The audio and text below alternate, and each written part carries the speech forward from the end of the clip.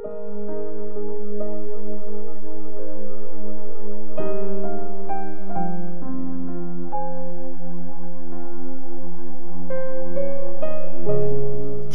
chapter 50. Ang judgment sa Babylon. Ganito ang sinabi ni Lord kay Prophet Jeremiah tungkol sa city ng Babylon. I-proclaim mo sa mga bansa, ibigay niyo na ang signal at ipamalita. Nasakop na ang Babylon, napahiya na si Bel, nanghina na si Merodach, napahiya na ang rebulto nila, nadurog na ang mga Diyos-Diyosan nila. May isang bansa mula sa north na sasalakay sa Babylonia. Wawasakin ang lupain niya at wala nang maninirahan doon kahit isa.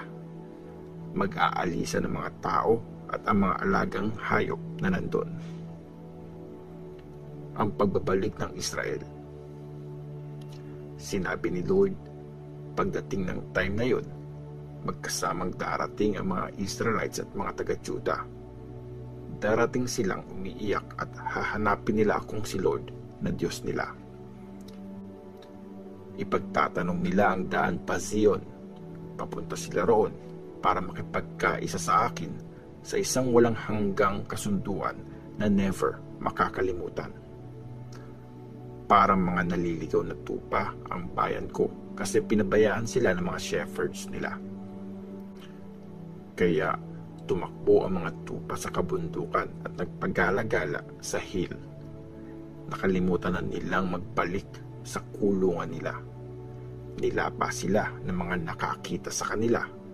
At ang sabi pa ng mga kalaban nila, wala kaming kasalanan kasi nagkasala sila laban kay Lord, ang totoong tahanan ng katuwiran.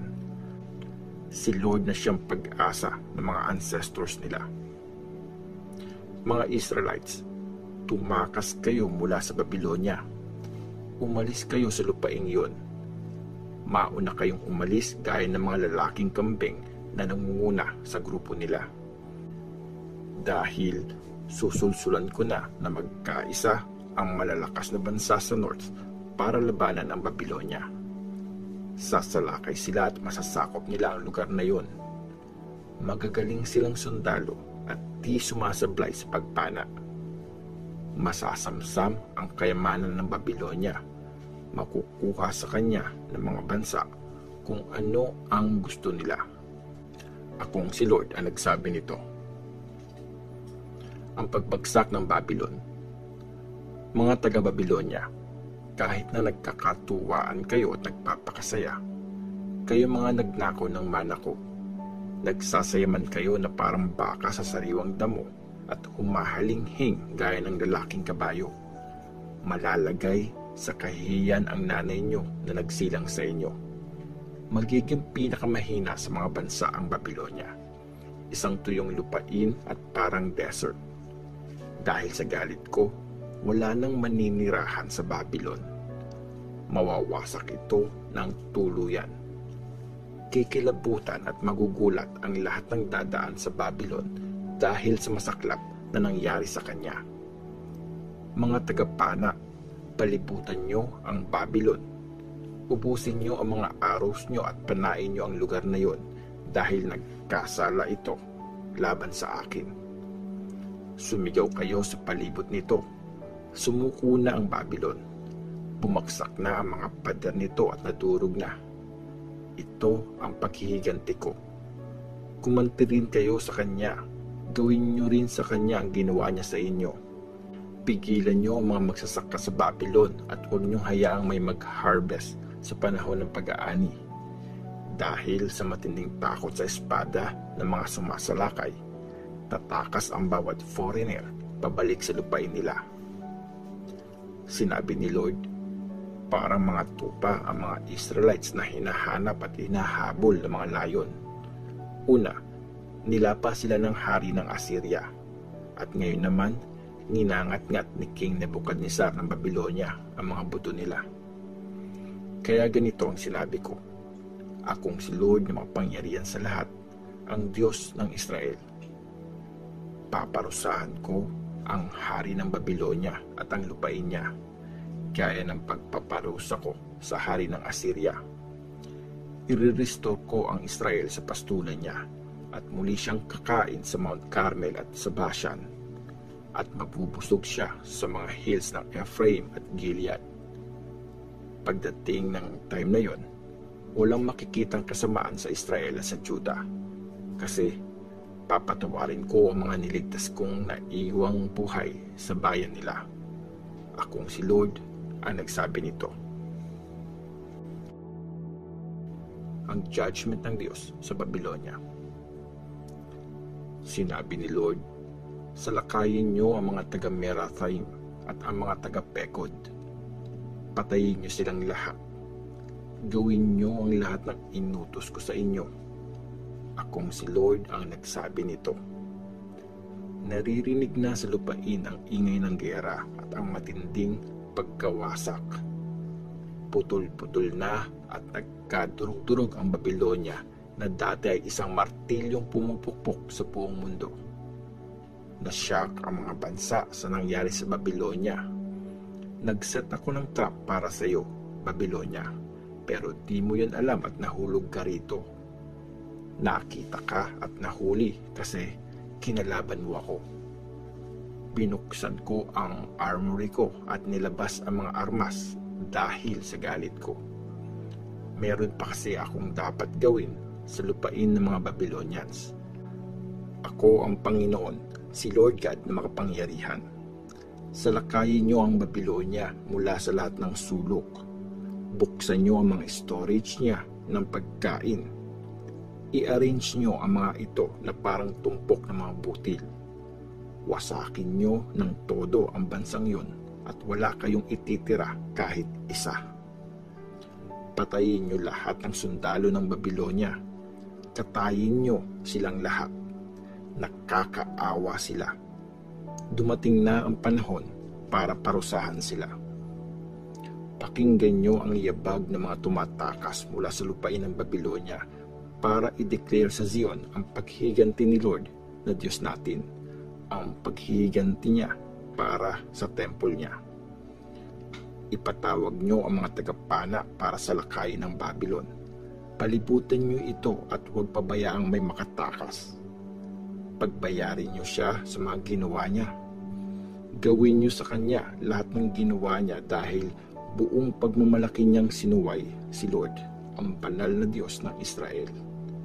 Kaya babaksak sa mga kalsada niya ang mga kabataang lalaki at mamamatay lahat ng sundalo niya sa araw na yon. Akong si Lord ang nagsabi nito. Sinabi pa ng Panginoon, ni Lord God na makapangyarihan, Babylonia, laban ako sa iyo kasi puno ka ng kayabangan. Dumating na ang araw na paparusahan kita. Madadapa at matutumba ang arogante at walang magbabangon sa iyo. Susunugin ko ang mga cities mo at matutupok lahat ng nasa palibot mo.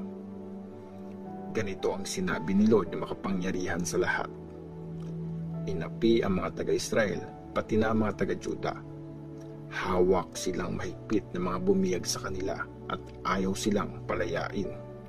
Pero malakas ang tagapagligtas nila. Lord na makapangyarihan sa lahat ang pangalan niya. Siguradong ipagtatanggol niya sila para bigyan ng kapayapaan ang mundo.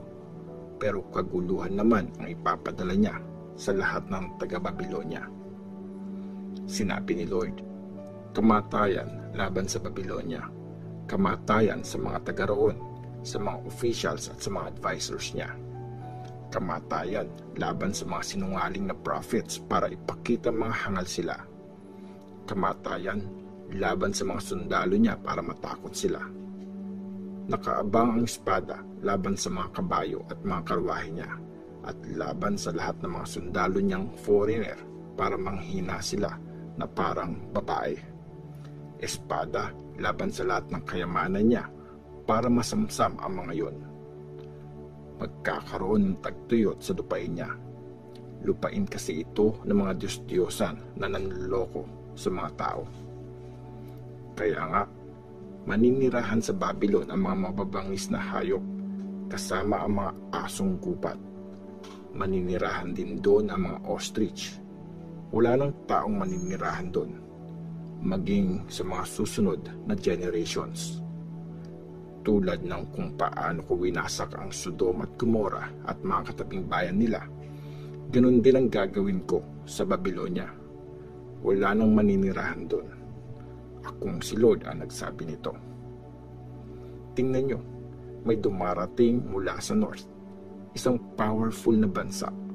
Maraming hari mula sa pinakamalayong parte ng mundo ang naghahanda para sa gera.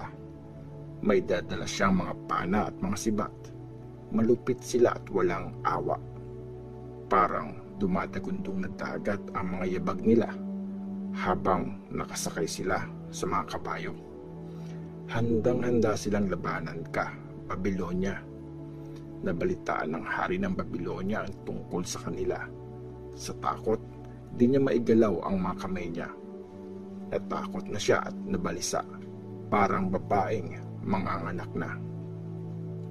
Tingnan mo, tulad ng layon na galing sa gubat ng Jordan at sumasalakay sa isang saganang pastulan, bigla kong susugurin ng Babylonia at magtatakbuhan palayo ang mga taga roon. Iaapuin ko roon ang taong gusto kong mag-lead sa kanila. Sino bang tulad ko? Sinong magpapatawag sa akin? Sinong leader ang kaya akong harapin? Kaya pakinggan nyo ang plano ko laban sa city ng Babylon at laban sa mga taga roon. Siguradong kakalad ka rin kahit ang mga maliliit na bata, at matatakot ang lahat sa mangyayari sa kanila. Mayayanig ang mundo sa ingay ng pagbaksak ng Babylon at maririnig ng lahat ng bansa ang pag-iyak nito.